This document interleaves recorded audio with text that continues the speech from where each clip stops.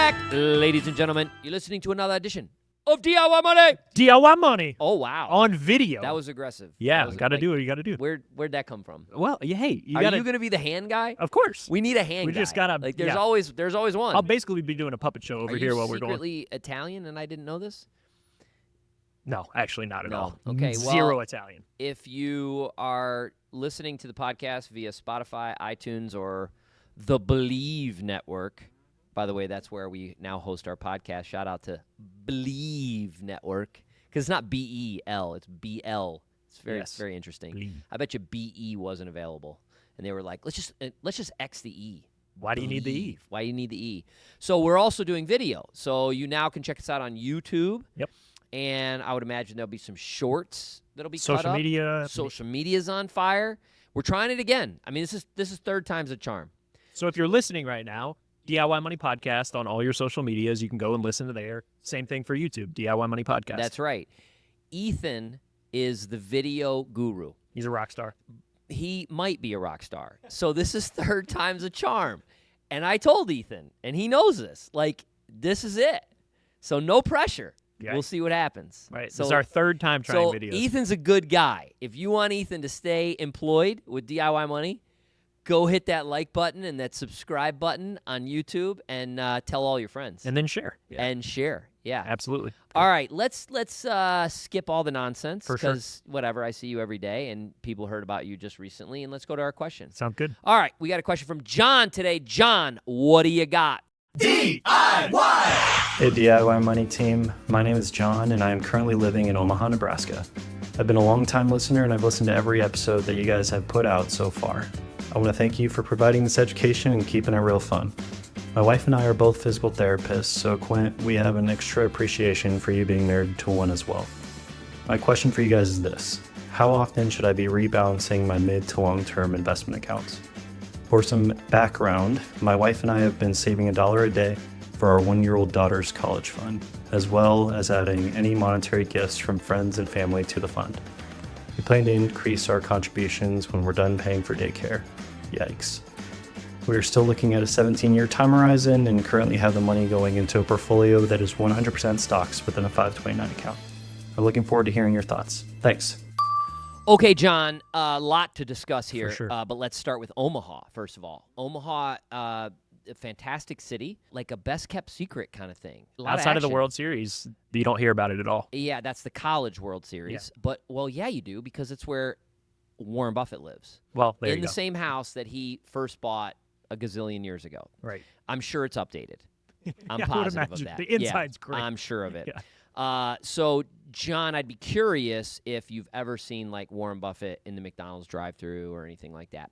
Number 2, I am married to a PT. She has not practiced for 17 years now. And when I need PT, John, I don't go to her because her bedside manner with me is awful.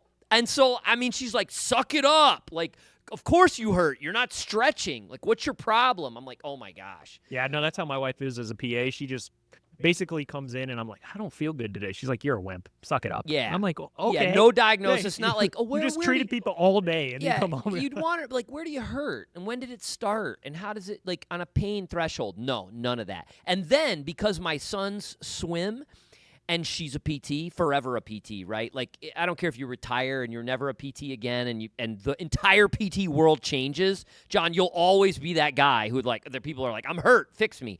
So my son's friends come to her, and she's like, oh, well, sit in front of me. I'll rub your shoulder, and I'll, how's that feel? Oh, good? Yeah. And I look, and I'm like, what? None of that. Okay, those are the 2 buttons. I'm going to take your question on a couple different tracks. I don't know what I'm going to leave you with this one, Logan, so you just have to fill in the blanks. That sounds because about right. you started asking about rebalancing, which is a great topic, and then you went to custodial rebalancing. So you shifted right to the child. And there's actually 2 different trains of thought. So what I'll do, let me take the child rebalancing custodial accounts, and then you take General rebalancing as a whole and kind of how we approach it here.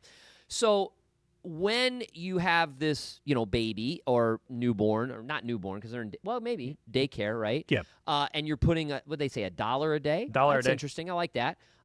You are obviously going long term. So right now, 17-year time horizon, in my personal opinion, you're keeping it simple. You're all equity. Your, S&P 500, maybe, and this is not a recommendation, maybe you do some small caps, international, whatever, or you just keep it simple and you're like, listen, the S&P 500 or total market index is what we're doing, and we're not doing anything else. No need to rebalance in that state for a very long time. However, this is something that I wish I did. I just missed it. It's like getting at hole 17 on a tournament. You're like, we have 4 mulligans still? Like, what? What? I'm sorry? You forget. I've never had that happen, by the way. We use them like by hole 2. So I missed this, and this was just a brain fart, and there wasn't DIY money, so I didn't, and this is not talked about by anyone else. Every year, here's what I should have done, and here's what I personally think someone should do, blanketed guidance. There is a limit of what's called kiddie tax, Kiddie tax, that you can take in gains for basically no tax for your child. Last year was $1,300 was the first, and then the next $1,300 is in the child's tax bracket. That was for 2024. Might have gone up slightly for 2025. Summary, $2,400, zero tax, right? Less, $2,400 or less. Okay, why am I telling you this? Like, you're like, yeah, ours is up $7, or, 365, and last year it was up 20%, so it's up $70. Like, Quint, who cares about that? Here's why. Because if you don't take the gains periodically, you'll have what happened to me, or is happening to me, in that my son, who's now 17 and could be potentially using this money towards college, I'm trying to remove risk and have been for the last couple of years, which means selling down the equities, and he has massive capital gains, which means I basically can only sell up to $2,400 a year before it becomes my tax bracket. So again, he's, let's call it at 15, 16, 17. He's 18 in 2 weeks, but I'm like, okay, he doesn't need 100% risk, and we've been reducing that over time with contributions and so forth. But still, the account's zoomed. It's done much better than I anticipated. It's higher in value than I thought, so I want to back off the risk. Well, I have only been able to take a certain amount because I don't want to get him hit with significant income tax. Had I every year, all I would have done is the following. This is what I would have done. S&P 500, at the end of a given year, sell the S&P, buy the total market. The next year, sell the total market, buy the S&P. Rinse and repeat until you're probably 7 to 5 years out. Then I would have started to introduce for him. I would have said, okay, we're selling the S&P, and we're going to buy 90% total market and 10% treasury, money market fund, or something like that. Meaning I would have been introducing fixed income as we got closer to the time that he needed the money. But why would I have been doing that every year? Well, let's just take one example. You're 365 and it's up $70, okay? You sell it, $70, no tax. You buy the equivalent, S&P 500. You can't go from Vanguard S&P to Fidelity S&P. It has to be different. So Vanguard S&P to the Vanguard total market. I mean, you check with your tax professional, but in my opinion, that would be enough. I'm not a CPA, but that would be enough. You raise your basis, no tax. The following year, you do it again. Why? So that when it comes time to actually use the money, you've been raising your basis the whole time, no tax. Brilliant. I didn't do it. Yeah, it's one of those things that is not talked about a lot, the kiddie tax. I will say at the very end of the question, they said that they were utilizing a 529, so that strategy is not going to work for a 529. I missed that. Very end, they said my 529. entire answer does not apply to This John. applies for a custodial account. Which So, I would do. Yes. I don't like 529. Exactly, that's where I was going to go, because if you're utilizing a 529 right now, for all of your savings for education for children, we like to diversify that and either utilize a custodial account where you can use this strategy and have the tax savings, or put it into a joint account in you and your spouse's name, or an individual account that's under your name. But to get the tax advantage, we're really talking about a custodial account that's in the names of the children, and you're doing this strategy on a year-to-year basis to make sure you're taking as much advantage of that kiddie tax rule as you possibly can. Right. You have to watch it, because if you do have massive gains and then you sell and have a $5,000 gain, including interest and dividends, well, you're going to be paying taxes on those additional dollars that are coming out of the account. You asked about rebalancing, though, and this is really important to think about in a broad context of any of your investment allocations. You should always be looking at it, I would say, at least yearly to be doing a rebalance. There's the intricacy of a broad rebalance for stocks versus bond mix, and there's the rebalance of, okay, I have S&P 500 is 50%, and I have international is 10%, and emerging markets is 10%, and getting those percentages right as well.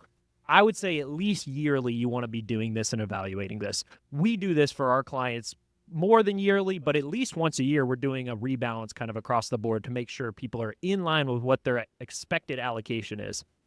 I'm going to talk now about allocation because this is super important. As we enter this phase that we've had in the markets recently, and we might talk about this on other episodes, where it's a lot of volatility, you do not know what your appropriate allocation is until your account goes down. I mean, you really don't, because if the market just goes up every day, or you've had 2 really strong years where the market's been continuing to go higher, you're very comfortable with an aggressive allocation. But then the market goes down, you might realize, wow, I'm not sleeping well at night. Like, this is bad. And my allocation is probably not appropriate for what my risk tolerance is, because I'm starting to have these thoughts in my mind of, oh, I should be selling here. This is scary. Market's down. I can just pull out and get back in at some time. And we've seen countless times that does not work.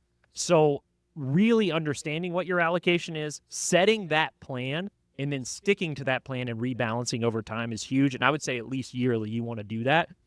Even if you have 2 years where the market's been fantastic and you're like, oh, I'll just ride this, just let the S&P 500 keep going, or let my stock side of my balance keep going, make sure you continue to rebalance, because then you have a year that starts like 2025 where you have a 5% pullback in the market, and you want to make sure you still have that diversification that is appropriate for your allocation. I'm going to dovetail that, and this is one of the reasons why I love index passive investments for most investors.